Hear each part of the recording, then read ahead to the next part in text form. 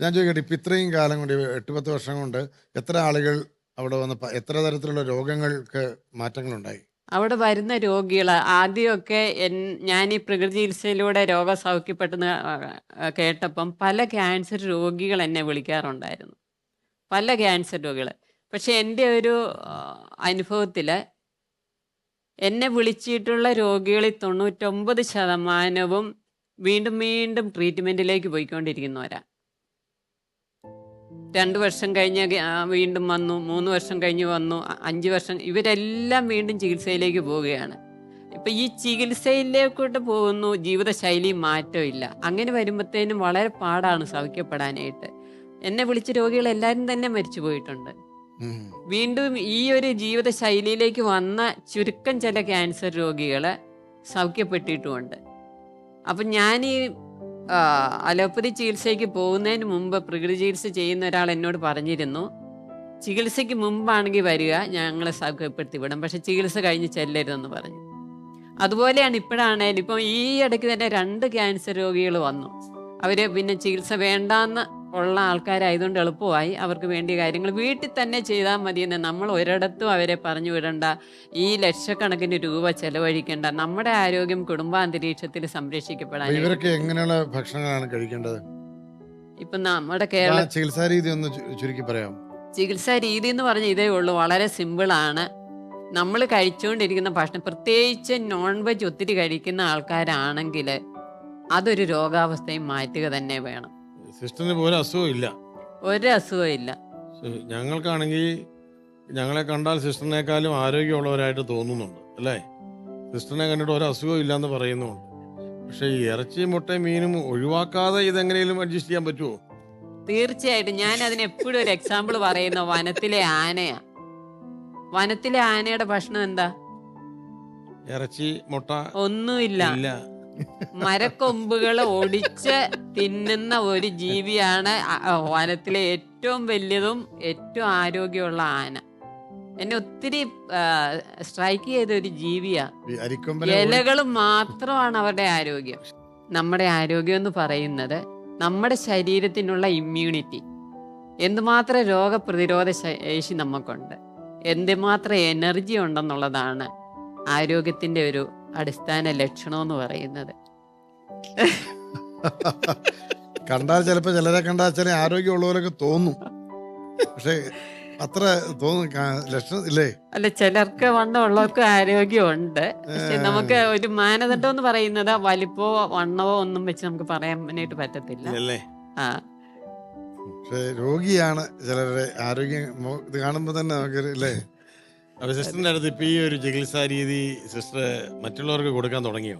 തീർച്ചയായിട്ടും. ഞാൻ 2013 തൊട്ട് ഞാനിത് ചെയ്യുകയും അതോടനുസരിച്ച് മനുഷ്യരെ ഹെൽപ്പ് ചെയ്യുകയും ചെയ്യുന്നുണ്ട്. ഇപ്പോൾ ഒരു 7 വർഷമായിട്ട് ഞാനൊരു നാച്ചുറോ തെറപ്പിസ്റ്റാണ്. എൻ്റെ അടുത്ത് വരുന്ന രോഗികൾക്ക് ഈ ഒരു പരിശീലനം കൊടുക്കുന്നുണ്ട്. ശരി. ചിലര് മെഡിക്കൽ സയൻസ് പഠിച്ചാണ് ചിലര് ഡോക്ടറാകുന്നത്, ചിലര് രോഗം കൊണ്ടൊരു ഡോക്ടറായി മാറിയല്ലേ?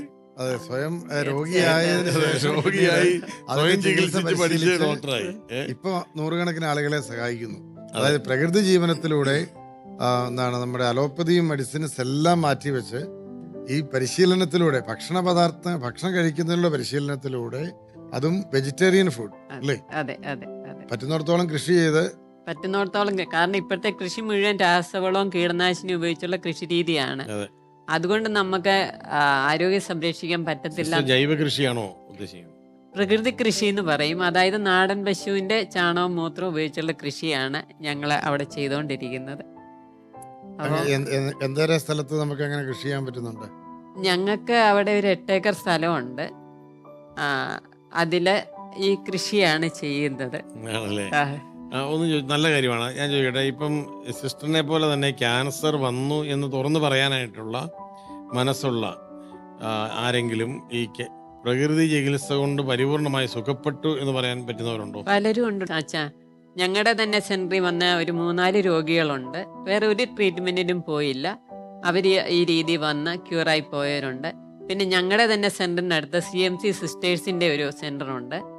അവിടെ ഈ കഴിഞ്ഞ ദിവസം സിസ്റ്ററുമായിട്ട് സംസാരിച്ചും പറഞ്ഞായിരുന്നു ഒരു 7 ക്യാൻസർ രോഗികൾ ഈ രീതിയിൽ വന്ന് കംപ്ലീറ്റ് ക്യൂറായി പോയിട്ടുണ്ട്. എവിടെ? ആയിഷയുടെ അടുത്തോ? ആയിഷയുടെ അടുത്ത്. അതേതാ സ്ഥാപനം?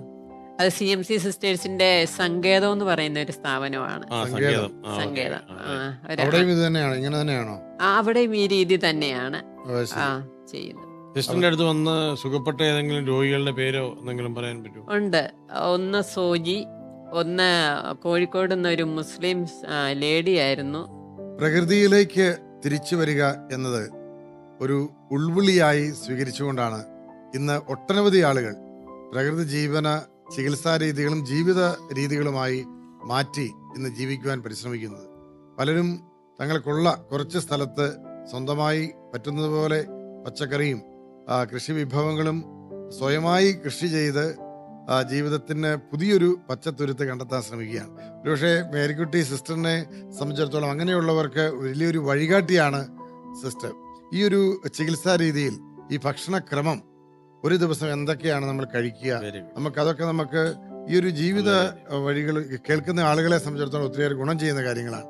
എന്തൊക്കെ കഴിക്കാം, രാവിലെ ഉച്ചയ്ക്ക് വൈകിട്ട് നമുക്ക് എന്തുമാത്രം കഴിക്കണം, എന്തൊക്കെ അതിനെക്കുറിച്ചൊന്ന് പറയാം. പ്രകൃതി ചികിത്സയുടെ തത്വം അനുസരിച്ച് ഭക്ഷണം കഴിക്കേണ്ടത് എപ്പോഴാണെന്ന് ചോദിച്ചാൽ വിശക്കുമ്പം കഴിക്കുക. എന്തേലും കഴിക്കണം വയറ് നിറയുന്നിടം വരെ. അത്രേ ഉള്ളൂ അതിന്റെ ഒരു. കാരണം നിറഞ്ഞോ അറിയത്തില്ല. അതാണ് പ്രശ്നം. അദ്ദേഹത്തിന്റെ പ്രശ്നം അതാണ് പൊതുവേ ഉള്ളൊരു പ്രശ്നം. അമിത ഭക്ഷണം വീണ്ടും നമ്മളെ രോഗത്തിലേക്ക് കൊണ്ടുപോകും. ശ്രദ്ധിക്കണം കേട്ടോ. കാരണം എന്നെ ചിന്തിപ്പിച്ച ഒരു കാര്യം, പ്രത്യേകിച്ച് വടക്കൻ ഇന്ത്യയിലൊക്കെ ജോലി ചെയ്യുമ്പം അവിടുത്തെ മനുഷ്യർ 2 നേരം ഭക്ഷണം കഴിക്കാറുള്ളൂ. നന്നായിട്ട് അധ്വാനിക്കും. നമ്മൾ 4 നേരം ഭക്ഷണം കഴിക്കും, അധ്വാനം ഇല്ല. ഒത്തിരിയേറെ രോഗം അതിലൂടെ ജനങ്ങൾക്ക് വരുന്നുണ്ട്. അപ്പോൾ ഒരു ഭക്ഷണക്രമം എന്ന് പറയുന്നത്, പ്രത്യേകിച്ച് രോഗാവസ്ഥയിലാണ് പറയുന്നത്, വേവിക്കാത്ത ഭക്ഷണം എന്ന് പറയുമ്പോൾ ഓരോ സീസണിലുള്ള പഴങ്ങള്, പച്ചക്കറികൾ. ഇപ്പോഴത്തെ സീസണിലാണെങ്കിൽ ചക്ക, മാങ്ങ, അതാണ് നമ്മളിപ്പം കഴിക്കേണ്ട ഏറ്റവും നല്ല ഭക്ഷണം. ഇപ്പം ഡോക്ടേഴ്സ് പോലും പറയുന്നത് ചക്ക ആൻറ്റി ക്യാൻസറസ് ആണ്. അപ്പം എനിക്കത് എക്സ്പീരിയൻസും അത് തന്നെയാണ്. എനിക്ക് രണ്ടാമത് ഇതിൻ്റെ സൈഡ് എഫക്റ്റ് ആയിട്ട് വന്നപ്പോൾ ഏറ്റവും കൂടുതൽ കഴിച്ചത് ചക്കയാണ്. ചക്കയിലുള്ള ഔഷധ ഗുണങ്ങൾ എന്ന് പറഞ്ഞാൽ ഭയങ്കരമാണ്. അതുപോലെ മാങ്ങ, കപ്ലങ്ങാപ്പഴം, പേരയ്ക്ക, നമ്മുടെ നാട്ടിലുള്ള വിഭവങ്ങൾ മാത്രം കഴിച്ചാൽ മതി. ഇപ്പം എന്നെ എപ്പോഴും ചിന്തിപ്പിച്ച ഒരു കാര്യം തമ്പുരാൻ്റെ വചനം തന്നെയാണ്. ആകാശത്തിലെ പറവകളെ നോക്കുവിൻ, അവ വിതയ്ക്കുന്നില്ല, കൊയ്യുന്നില്ല, കളപ്പുരകളിൽ ശേഖരിക്കുന്നില്ല. കാരണം അത് വളരെ കൃത്യമാണ്. ഇപ്പം ചക്ക, മാങ്ങ സീസൺ കഴിഞ്ഞു. ഇപ്പം ഇഷ്ടംപോലെ റംബൂട്ടാൻ്റെ സമയമായി. വാഴപ്പഴങ്ങളാണെങ്കിൽ ഇഷ്ടം പോലെ, പേരയ്ക്കയാണെങ്കിൽ ഇഷ്ടം പോലെ. അത് കഴിയുമ്പം വീണ്ടും ഓരോ ഫ്രൂട്ട്സ്, വെജിറ്റബിൾ ഇങ്ങനെ വന്നുകൊണ്ടിരിക്കുക. ഇവിടാണ് ഇഷ്ടംപോലെ കുമ്പളങ്ങ, മത്തങ്ങ, ഇതെല്ലാം ഓരോ സീസൺ അനുസരിച്ച് പ്രകൃതി ഉണ്ടാക്കിക്കൊണ്ടേ ഇരിക്കുക. ഒന്നും നമ്മൾ ശേഖരിക്കേണ്ട കാര്യമേ ഇല്ല. അത് ഭക്ഷണവും ഔഷധവും ഒന്നാക്കുമ്പോഴത്തേനും ഏത് രോഗവും മാറി സൗഖ്യത്തോടെ ആർക്കും ജീവിക്കാൻ പറ്റും. ഇതിന് 5 വർഷത്തെ MBBSന്റെ ഒന്നും ഒരു കാര്യവും ഇല്ല. മറ്റുള്ള ജീവജാലങ്ങളെ നോക്കി അവർക്കറിയാം. മനുഷ്യന് പറ്റിയിരിക്കുന്ന എന്നാന്ന് ചോദിച്ചാൽ, മനുഷ്യൻ എന്ന് പറയുന്ന ജീവിക്ക് അവൻ്റെ കൃത്യമായിട്ടുള്ള ഭക്ഷണം എന്താണെന്ന് അറിയത്തില്ല. കാരണം നമ്മുടെ എഡ്യൂക്കേഷനോ ആരോഗ്യ രംഗത്തുള്ളവരോ ഇത് നമ്മളെ പഠിപ്പിച്ചിട്ടില്ല.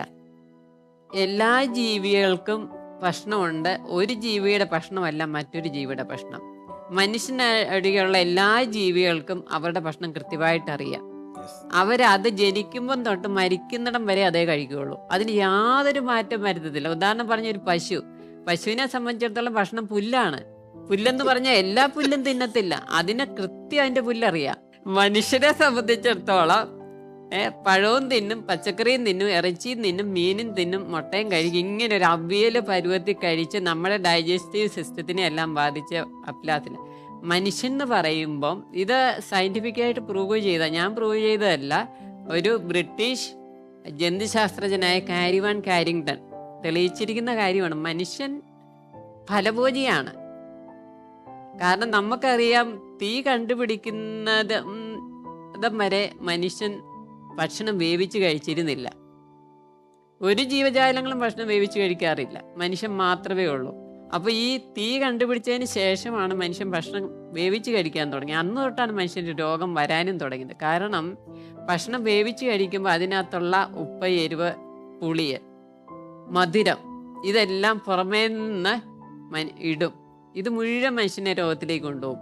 മറ്റുള്ള ജീവജാലങ്ങളെ കിട്ടുന്ന ഭക്ഷണം അതേപടി എടുത്ത് കഴിക്കുകയാണ് ചെയ്യുന്നത്.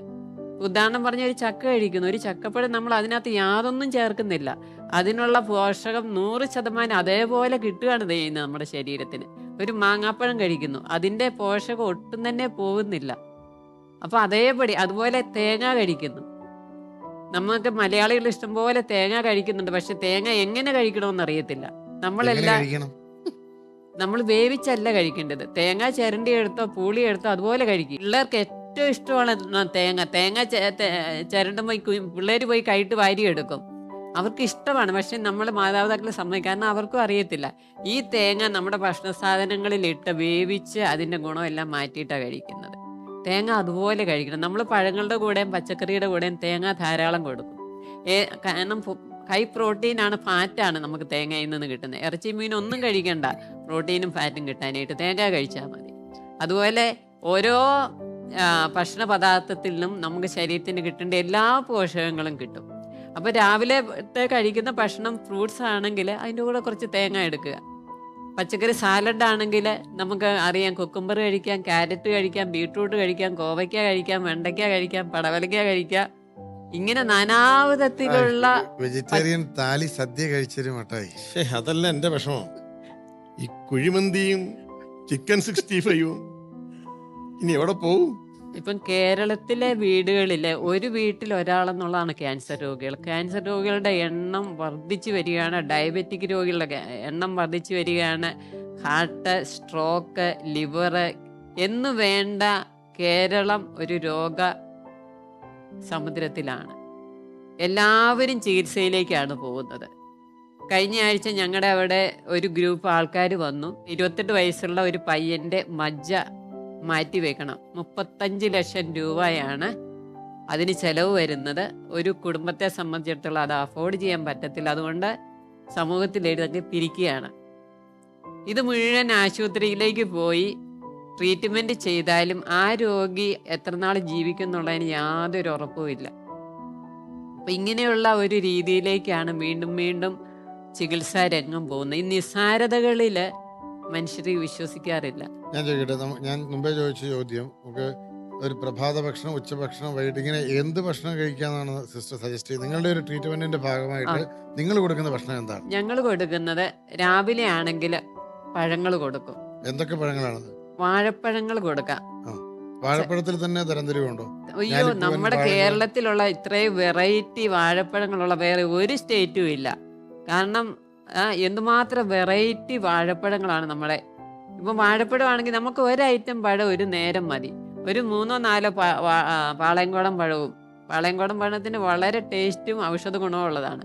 അതിൻ്റെ കൂടെ കുറച്ച് തേങ്ങയും കൂടെ കഴിക്കുക.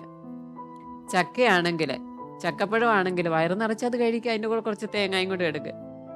പിന്നെ ഒരു പഴം പോലെങ്കിൽ ഒരു വെറൈറ്റി പഴം കൂടെ എടുക്കുക. നമ്മൾ സാധാരണ മിക്സ് ചെയ്യാറില്ല. മധുരമുള്ള പഴമാണെങ്കിൽ മധുരമുള്ളത് തന്നെ കഴിക്കുക.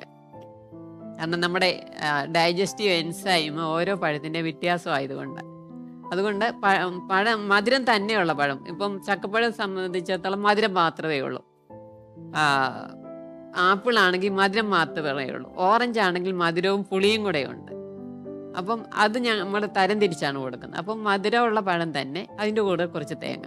പിന്നെ ഉച്ചയ്ക്കാണെങ്കിൽ വെജിറ്റബിൾ സാലഡ്. അത് ഞാൻ മുമ്പേ പറഞ്ഞ പച്ചക്കറികൾ ഏതെങ്കിലും 1-2 ഐറ്റം. അപ്പം അതിൻ്റെ കൂടെയും കുറച്ച് തേങ്ങ എടുക്കാം. വൈകിട്ടാണെങ്കിൽ വീണ്ടും പുളിയും മധുരമുള്ള പഴം. അപ്പോൾ അങ്ങനെ തരം തിരിച്ച് കൊടുക്കും. പിന്നെ ഓരോ രോഗിയുടെ രോഗാവസ്ഥ അനുസരിച്ചാണ് നമ്മൾ ഈ ഫ്രൂട്ട്സ് ആണെങ്കിലും കൊടുക്കുന്നത്. സാധാരണ ആശുപത്രി പോയി ഡോക്ടേഴ്സ് മരുന്ന് കുടിക്കുന്ന സമയത്ത് നമ്മുടെ രോഗിയുടെ അവസ്ഥ മനസ്സിലാക്കി. ഇപ്പം ഡയബറ്റിക് രോഗിയെ സംബന്ധിച്ചിടത്തോളം നമ്മൾ ആദ്യം ഒത്തിരി ഫ്രൂട്ട്സ് കൊടുക്കത്തില്ല. ആദ്യം കുറച്ച് വെജിറ്റബിൾ സാലഡ് കൊടുക്കും. അത് കഴിയുമ്പോഴത്തേനും ഒരു 2-3 ദിവസം കൊണ്ട് ഈ ബ്ലഡ് ഷുഗറൊക്കെ പെട്ടെന്ന് നോർമൽ അറിയാവോ? അത് കഴിഞ്ഞ് നമ്മൾ കുറച്ചുകൂടെ പഴവും കൂടെ കൊടുക്കാൻ തുടങ്ങും. ഒന്ന് ചോദിക്കട്ടെ, ഈ പ്രായം എത്രയായാലും ഷുഗറൊക്കെ മാറ്റിയെടുക്കാൻ പറ്റും? എത്ര പ്രായമായാലും എത്ര നാള് ചികിത്സിച്ചതാണേലും മാറ്റിയെടുക്കാം ഈ ഒരു രീതിയിൽ കൂടെ നിന്ന് കഴിഞ്ഞാൽ. സിസ്റ്റർ എത്ര പറഞ്ഞൊരു ദിവസം നിക്കണം? നമ്മളവിടെ ഒരാഴ്ച നിർത്തുള്ളൂ, ഒരാഴ്ച നിർത്തുള്ളൂ. ഒറ്റയാഴ്ച. കാരണം ഇതൊരു പരിശീലനമാണ്, ഒരാഴ്ചക്കുള്ളിൽ ആൾക്കാർ പഠിച്ചെടുക്കും. എന്തിനാ ഇത്തിരി പൈസ ചെലവാക്കി ഒത്തിരി നാൾ പോയിരുന്നു, അതൊന്നും എൻ്റെ ഒന്നും ആവശ്യമില്ല. ഒരാഴ്ച ചില ഹോസ്പിറ്റലൊക്കെ വെന്റിലേറ്ററിൽ മാസങ്ങൾ കിടത്തുന്ന പോലെ 2-3 ആഴ്ചയൊക്കെ കിടത്തുകയാണെങ്കിൽ കുറച്ചുകൂടെ. അത് ചിലർ പറയാറുണ്ട്, വീട്ടിൽ പോയി അവർക്ക് അതിനുള്ള സാഹചര്യം ഇല്ലെങ്കിൽ കുറച്ച് ദിവസം. അപ്പം അങ്ങനെ സാഹചര്യം അനുസരിച്ച് രോഗിയുടെ അവസ്ഥ അനുസരിച്ച് നമ്മളത് ചെയ്യുന്നുണ്ട്. സിസ്റ്റർ പറഞ്ഞ ഒരു കാര്യം വളരെ പ്രധാനപ്പെട്ടതാണ്. പലരും നിസ്സാരതകളിൽ വിശ്വസിക്കുന്നില്ല, ചെറിയ കാര്യങ്ങളിൽ വിശ്വസിക്കുന്നില്ല. പ്രകൃതിയിൽ ഏറ്റവും കൂടുതൽ നമുക്ക് ലഭ്യമായിരിക്കുന്ന കാര്യങ്ങളിൽ പലർക്കും വിശ്വാസമില്ല, അല്ലേ? അതെ. അതെന്താണ് സിസ്റ്റർ ഉദ്ദേശിച്ചത്? ഉദാഹരണം പറയുകയാണെങ്കിൽ, ഒരു ക്യാൻസർ രോഗിക്ക് കൊടുക്കുന്ന ചികിത്സ റേഡിയേഷൻ ഉണ്ട് വേദനയ്ക്ക്. ഞാൻ എക്സ്പീരിയൻസ് ചെയ്ത് ഒരു റേഡിയേഷനും കൊടുക്കേണ്ട സൂര്യപ്രകാശം 10 പൈസ മുടക്കണ്ട, വെയിലത്ത് പോയി ഇരുന്നാൽ മതി. ക്യാൻസർ രോഗം നല്ല ശരീരത്തിൽ വരുന്ന തലവേദന ഒഴിച്ചുള്ള ഏത് വേദനയ്ക്കും സൺബാത്ത് എടുത്താൽ മതി, ഏത് വേദനയ്ക്കും മാറും. അല്ലെങ്കിൽ അച്ഛന്മാർ വെറുതെ മുറിവില്ലെങ്കിൽ ഏതെങ്കിലും ഒരു മുറിവ് ഉണ്ടാക്കി വെച്ച് പോയെന്ന് വെയിലത്തിരിക്കുക. എന്ത് പെട്ടെന്ന് ഞാൻ ഈ കൃഷി ചെയ്യുന്നോണ്ട് ഒരു പ്രാവശ്യം ഞാൻ തൂമ്പായെടുത്ത് കളച്ചപ്പോൾ എൻ്റെ വിരലിന്റെ നഖം പൊങ്ങി വന്നു. തൂമ്പായൊക്കെ എടുത്ത് കളിക്കുന്നുണ്ടോ? ആ ഉണ്ട്, ഇപ്പോഴും ചെയ്യും. കൃഷി ചെയ്യണമെങ്കിൽ തൂമ്പായെടുത്ത് കളക്കാതെ പറ്റത്തില്ലല്ലോ.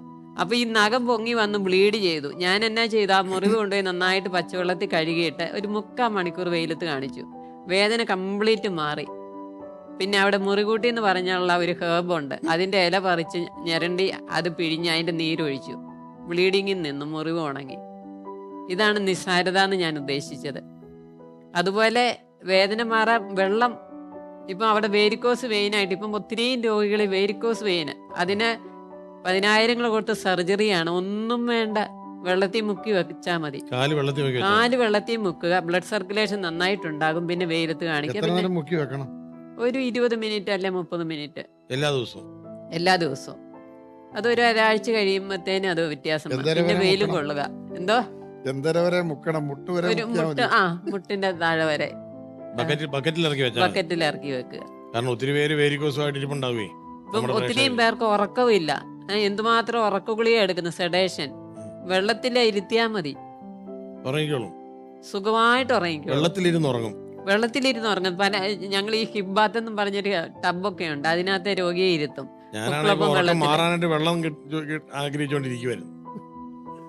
അപ്പൊ അങ്ങനെയുള്ള നിസ്സാര കാര്യങ്ങൾ ചെയ്തു കഴിഞ്ഞാൽ രോഗങ്ങൾ മാറിക്കോളും. വളരെ ഹാസ്യരൂപേണയാണ് നമ്മൾ സംസാരിക്കുന്നത്. ഇത് വളരെ വളരെ ഗുണകരമായിട്ടുള്ള സാധ്യതകളാണ്. ഒരുപക്ഷെ കേൾവിക്കാർക്ക് നമുക്ക് വളരെ എളുപ്പം ചെയ്യാവുന്നതാണ്. ഒരു ജീവിത ശൈലിയാണ് സിസ്റ്ററിന്റെ ചികിത്സകളിലൂടെ. നൂറുകണക്കിന് ആളുകൾ എന്നോട് സിസ്റ്ററിനെ കുറിച്ച് സൂചിപ്പിക്കുന്നത് തന്നെ ഇത്തരത്തിൽ ഒത്തിരിയേറെ മരുന്ന് കഴിച്ചിട്ടും പല രീതിയിൽ രോഗം സുഖമാകാതെ ഒരാഴ്ച പോയി അവിടെ പോയി നിന്ന് ഈ ചികിത്സ പഠിച്ച് അത് 2 ആഴ്ച ശീലിച്ചതിന് ശേഷം രോഗം മാറിയ ഒരാളാണ് എന്നോട് സിസ്റ്ററിനെ കുറിച്ച് സൂചിപ്പിക്കുന്നത് തന്നെ. കേട്ടിടത്തോളം പിന്നെ നമുക്കും ഇറച്ചി മുട്ട മീനൊക്കെ വിട്ടേക്കാന്ന് തോന്നുന്നു, അല്ലേ? ദാനിയേൽ പ്രവാചകൻ പ്രൂവ് ചെയ്തിട്ടുണ്ട്. സസ്യാഹാരവും മാംസാഹാരവും കഴിച്ച ആൾക്കാരുടെ താരതമ്യ പഠനം. അത് ഒന്ന് വായിച്ചു നോക്കിയാൽ മറ്റേ പ്രൂവ് ഒന്നും നമുക്ക് വേണം. 1-ാം അധ്യായം ദാനിയേൽ പ്രവാചകന്റെ പുസ്തകം 1-ാം അധ്യായം. ചെറിയൊരു അധ്യായം, അത് വായിച്ചാൽ മാത്രം മതി. അങ്ങനെ എത്ര വിദഗ്ധമായിട്ട്. കാരണം രാജ്യസേവകർക്ക് വേണ്ടത് നല്ല സുമുഖനായിരിക്കണം, ആരോഗ്യം വേണം, നല്ല ബുദ്ധിശക്തി വേണം. 10 ദിവസം 2 ഗ്രൂപ്പിനെ എടുത്ത് പ്രവാചകൻ എക്സ്പെരിമെന്റ് ചെയ്തിട്ട് രാജാവിന്റെ മുന്നേ കൊണ്ട് നിർത്തി കാണിച്ചു കൊടുത്തു. രാജാവിനൊന്നും പറയാനിട്ടില്ലായിരുന്നു. ഇന്ന് നമ്മളുടെ സമൂഹത്തിൽ ഒത്തിരിയേറെ മന്ദബുദ്ധികളായിട്ടുള്ള കുഞ്ഞുങ്ങൾ ജനിക്കുന്നുണ്ട്. എന്തുകൊണ്ട് അവരങ്ങനെ ഉണ്ടാകുന്നു? കാരണം നമ്മളൊക്കെ എന്ന് പറഞ്ഞാൽ രോഗകാരണങ്ങളിലേക്ക് പോകുന്നില്ല. ഒരു രോഗം എന്ന് പറഞ്ഞാൽ പെട്ടെന്ന് ചികിത്സയിലേക്കാണ് പോകുന്നത്. ചികിത്സ ചെയ്യേണ്ട കാര്യമില്ല. രോഗകാരണം കണ്ടെത്തി അതിനെ മാറ്റിയെ ചികിത്സിക്കണ്ട. രോഗകാരണം എന്ന് പറയുന്ന തെറ്റായ ഭക്ഷണം, നിരന്തര ചികിത്സ, മരുന്നിന്റെ സൈഡ് എഫക്റ്റ്, മനസ്സിന്റെ ടെൻഷന്, സ്ട്രെസ്, ഈ കാര്യങ്ങൾ കണ്ടെത്തി ഒന്നും മാറ്റി കഴിഞ്ഞാൽ രോഗം തന്നെ മാറിക്കോളും. പക്ഷെ ഇപ്പോഴത്തെ ചികിത്സാ രംഗത്ത് ഈ കാരണം കണ്ടെത്തി മാറ്റാനായിട്ടുള്ള ക്ഷമയോ സാഹചര്യമോ ഒന്നും ഇല്ല. അതുകൊണ്ട് ഈ ചികിത്സ, അതുകൊണ്ടാണ് ഡയബറ്റിക് രോഗിയൊക്കെ ചികിത്സയിൽ ഇട്ട് കഴിഞ്ഞാൽ ജീവിതകാലം മുഴുവൻ ചികിത്സയിലാണ്. മരിച്ച കുഴി വെച്ച് മൂടുമ്പോഴാണ് ചികിത്സ അവസാനിക്കുന്നത്. മൂടുന്നവന്റെ ചികിത്സ അന്നേരം തുടങ്ങും. ആ, വാസ്തവ അച്ഛൻ. ഈ ഒരു എപ്പിസോഡ് കണ്ടുകൊണ്ടിരിക്കുന്ന പ്രേക്ഷകരോട് എനിക്കുള്ളൊരു അഭ്യർത്ഥന, സിസ്റ്റർ മേരിക്കുട്ടിയുടെ ഈ ഒരു പുതിയ കണ്ടെത്തൽ, അത് ഒരു പ്രത്യേക കണ്ടുപിടുത്തമായിട്ട് അല്ല അവതരിപ്പിക്കുന്നത്. ഒരു ജീവിതം ഒരുപക്ഷെ ഈ ഒരു ട്രീറ്റ്മെന്റ് കൊണ്ട് തീർന്നു പോയേക്കാം എന്ന് കരുതി ഇരുന്നിടത്തു നിന്നാണ് മേരിക്കുട്ടി സിസ്റ്റർ തുടങ്ങിയത്. ആ ഒരു തുടക്കം ഇന്ന് ഒട്ടനവധി ജീവിതങ്ങൾക്ക് പ്രതീക്ഷ നൽകുകയാണ്. എൻ്റെ ജീവിതം ഇനി മുന്നോട്ടധികം കാലം ഉണ്ടാവില്ല എന്ന് വിചാരിച്ചിരിക്കുന്ന ആളുകൾക്ക് മേരിക്കുട്ടി സിസ്റ്ററിൻ്റെ ഈ ഒരു പ്രകൃതി ജീവന പഠനം അത് പ്രതീക്ഷയാണ്, പ്രത്യാശയാണ്. അങ്ങനെ ആയിരങ്ങൾക്ക് ഇനിയും പ്രത്യാശ നൽകുന്ന ജീവിത വഴികളിലൂടെ സാക്ഷ്യമാണ് സിസ്റ്റർ മേരിക്കുട്ടി. ഈ ഒരു എപ്പിസോഡ് ഇവിടെ അവസാനിക്കുന്നില്ല. മേരിക്കുട്ടി സിസ്റ്ററിലൂടെ ഇത് തുടരുക തന്നെ ചെയ്യും എന്ന പ്രതീക്ഷയുടെ ഈ ഒരു വചനങ്ങൾ, ഈ കൈ ഇങ്ങോട്ട് കൊടുക്കുക, ഒരു കൈ ഇവിടെ കൊടുത്തോളൂ. ഈ കുട്ടി വെറും കുട്ടിയല്ല. പ്രേക്ഷകരെ സംബന്ധിച്ചിടത്തോളം ഈ കുട്ടി ഒരു കുട്ടി അമ്മയാണ് എന്ന് നമ്മെ പഠിപ്പിക്കുകയായിരുന്നു. പ്രകൃതി നമ്മുടെ അമ്മയാണ്. ലൗദാത്തോസി എന്ന പ്രബോധനത്തിലൂടെ പരിശുദ്ധ പിതാവ് നമ്മെ പഠിപ്പിച്ചതും അത് തന്നെയാണ്. ദൈവം തന്നെയാണ് പ്രകൃതിയിൽ ലയിച്ചിരിക്കുന്നത്. മനുഷ്യന് സുഖം നൽകാനുള്ള എല്ലാ മരുന്നുകളും നമ്മുടെ കൺമുമ്പിൽ വെച്ചുകൊണ്ട് ചെറുതുകളിലേക്ക് തിരിച്ചു വരാൻ, സാധാരണ അവസ്ഥകളിലേക്ക്, സാധാരണതയിലേക്ക് തിരിച്ചു വരാൻ മനുഷ്യനെ വിളിക്കുകയാണ് നമ്മുടെ ഈ കുട്ടി. പ്രകൃതി നമുക്ക് സാധ്യതകളാണ്, സുഖം നൽകുന്ന സാധ്യതയാണ്. നമുക്ക് ഈ പ്രകൃതിയുടെ സുഖദായകമായ സാധ്യതകൾ കണ്ടെത്താം, നമ്മുടെ ജീവിതത്തെ കൂടുതൽ സുന്ദരമാക്കാമെന്ന സന്ദേശമാണ് മേരിക്കുട്ടി സിസ്റ്റർ നൽകിയത്. ഇത്തരത്തിൽ തൻ്റെ ജീവിതത്തിലൂടെ പുതിയ പാഠങ്ങൾ നൽകുന്ന സമർപ്പിത ജീവിതങ്ങളുടെ ഉന്നതമായ അന്യൂന്യമായ സാക്ഷ്യങ്ങളുമായി വീണ്ടും നമുക്ക് ഈ വേദിയിൽ കാണാം. ഏവർക്കും നന്ദി, നമസ്കാരം. അപ്പോൾ ഒരു അമ്മ സ്വപ്നം കണ്ടെന്ന് പറഞ്ഞു, ഞങ്ങളുടെ വീടിൻ്റെ വരാന്തയിൽ ഒരു അവശയായ ഒരു വൃദ്ധനായ മനുഷ്യനെ വൃത്തികെട്ട ഒരു സാഹചര്യത്തിൽ ആരോ കൊണ്ടിട്ടേക്കുക. അപ്പോൾ എൻ്റെ അമ്മയ്ക്ക് അങ്ങനെ കാണുന്ന ബുദ്ധിമുട്ടുണ്ടല്ലോ. അപ്പം അമ്മ അത് കണ്ടപ്പം ദേഷ്യപ്പെട്ടു. 20 ലക്ഷം രൂപയോളം കടമുണ്ട്, എന്ത് ചെയ്യുവാവോ, ആരും വരുന്നുമില്ല, ഇങ്ങനെ ജസ്റ്റ് ഒന്ന് പറഞ്ഞു. അപ്പം സിസ്റ്റർമാർ എൻ്റെ അടുത്ത് പറഞ്ഞു, അമ്മേ, നമ്മൾ ഇത്രയും കാലം എന്തെങ്കിലും ഉണ്ടായിട്ടാണോ നമ്മൾ മുന്നോട്ട് പോയത്? തമ്പുരാനല്ലേ നമ്മുടെ കാര്യത്തിൽ ശ്രദ്ധ പതിച്ചുകൊണ്ടിരുന്നത്, നമുക്ക് പ്രാർത്ഥിക്കാം, ഈശോ നമ്മുടെ കാര്യത്തിൽ ഇടപെടുന്നുണ്ട്. വെള്ളപ്പൊക്കം വന്ന് ഞങ്ങളെ ഭയങ്കരമായിട്ടും ബാധിച്ചായിരുന്നു. അപ്പോൾ ഞങ്ങളുടെ സ്ഥാപനത്തിൻ്റെ 2ാം നില വരെ വെള്ളം കയറി. അപ്പോൾ ഇങ്ങനെ കെട്ടിടമെല്ലാം ഭയങ്കരമായിട്ടും പൊട്ടിപ്പൊളിഞ്ഞു പോയി. അങ്ങനെയൊക്കെ വന്നപ്പം കുറച്ച് പണിയേണ്ട അത്യാവശ്യമായിട്ട് വന്നു. പണി നടന്നുകൊണ്ടിരിക്കുന്ന സമയത്ത് വീണ്ടും സാമ്പത്തിക ബുദ്ധിമുട്ട്. ഈ കഴിഞ്ഞിടയ്ക്ക് ഒരു ഓട്ടോറിക്ഷ വന്നു. അപ്പോൾ മണിയടിച്ചപ്പോൾ സിസ്റ്റർ ചെന്നു നോക്കി. സിസ്റ്റർ ഒരു ഗ്ലാസ് വെള്ളമെന്ന് പറഞ്ഞു. സിസ്റ്റർ വെള്ളം എടുക്കാൻ പോയിട്ട് തിരിച്ചു വരുമ്പോൾ കാലും കൈയും എല്ലാം ഒടിഞ്ഞു ഞുറുങ്ങി മൃതപ്രായനായ ഒരു അപ്പച്ചനെ ഇങ്ങനെ ആ വരാന്തേ കിടത്തിയിട്ട് ആ ഓട്ടോയെ വന്നവർ വിട്ടുപോയി.